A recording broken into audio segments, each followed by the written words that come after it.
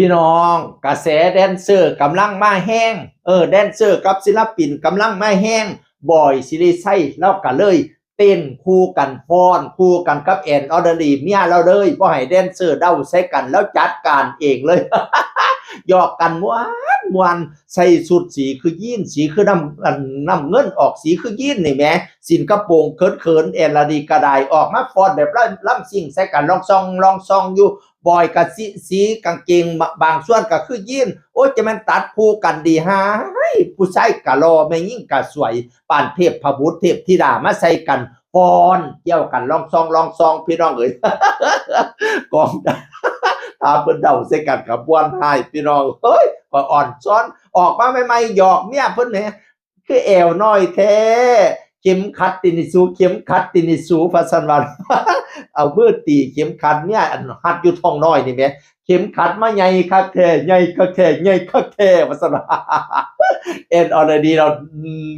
เด้งใส่ ยาเด้อมันยิ้มใส่เด้อมันยิงแขวใส่นี้ว่าสันว่าน่ะเอ็นออลเรดีว่าผู้ผัวก็เลยว่ามึงอย่าแลบลิ้นปิ้นตาใส่กูเด้อเข็มขัดว่า หยอกกันดี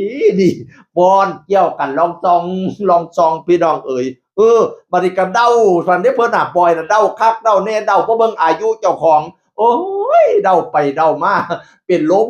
โรคกระหม่อมซุ่มแดนเสือไปยิ่งได้พากันหามออกไปโอ้ยตายกูตาย ยาดม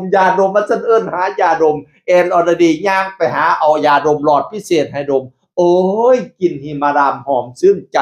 กินฮิมาดามหอมชื่นใจปะเนาะ โอ้ยจะมันหยอกกันดีให้แอนกับบอยพี่น้องไปแวเบิ่งจักหน่อยขอเสียเบิ่งเข็มขัดปีนี่เข็มขัดปีนี่เข็มขัดปีนี่เข็มขัดเราสิขึ้นอย่างเสริมเข็มขัดป้าเข็มขัดจะไหนมาใหญ่แท้อย่าไปหยอกมันซุ่มซีซุ่มหาแล้วมันยิ้มใส่เฮ็ดจังได๋มันยากเด้มันยิงแขวใส่ก็เฮ็ดได้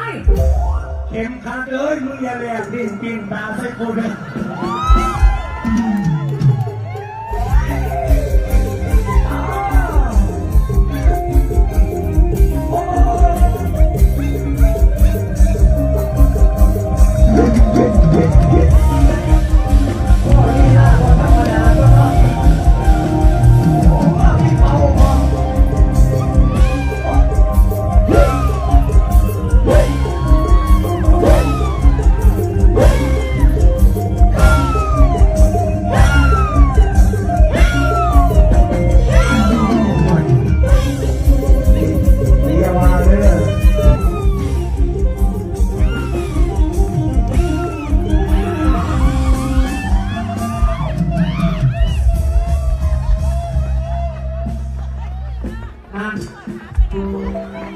ว่าแล้วก็อย่าเก่งก่อนว่าแล้วก็โอ้ยอย่าลงบ่โอ้ยเป็นคู่พระเอกนางเอกที่น่ารักมากๆพี่น้องเอ๋ยเฮ็ดแบบสวยก็สวยเฮ็ดแบบรอก็รอเฮ็ดแบบตลกโปกห้าได้ม่วนได้ซื่นก็เฮ็ดดีเฮ็ดม่วนโอ้ยสุดยอดบอยกับแอนพี่น้องเอ๋ย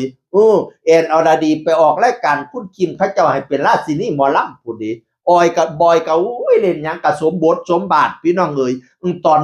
ล่ำเลี้ยงหยังตอนบัดซอดแจ้งสิล่ำลาเพิ่นตูนลงเวทีไปเว้ากันกับท่านผู้ชมน่ะก็โอ้ยคนตลกโปกห้าดีหายตอนนี้กระแสแดนเซอร์กำลังมาแห้งเนาะเล่นเป็นแดนเซอร์เองเลยฟ้อนคู่กันกับเมียลองซองพี่น้องเอ๋ย ก็ตามกระแสเนาะทั้งไมพัชรีบัดนี้เล่นกระแสแดนเซอร์ก็คือกันเด้เพราะว่ากระแสแดนเซอร์มาแห้งบัดนี้พิธีกรเล่าโต้งสุรไส้นั่นแหมผู้เว้าคู่กันกับเราดีๆนั่นแหมโต้งสุรไส้นั่นแหมหยับมาหาเราเราก็เลยว่าอย่าหยับมาใกล้ข่อยหลายข่อยยานว่าซั่นว่า